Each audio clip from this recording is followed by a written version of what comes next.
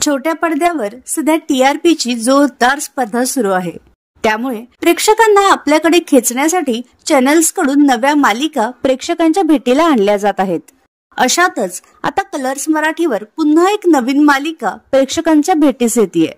या मालिकेचं नाव आहे दुर्गा. या मालिकेत तू तेव्हा तशी फेम अभिनेत्री रुमानी खरे मुख्य भूमिकेत झळकत आहे. तसेच तिच्यासोबत अभिनेता अंबर गणपुळे हा मुख्य नायकाची भूमिका साकारत आहे.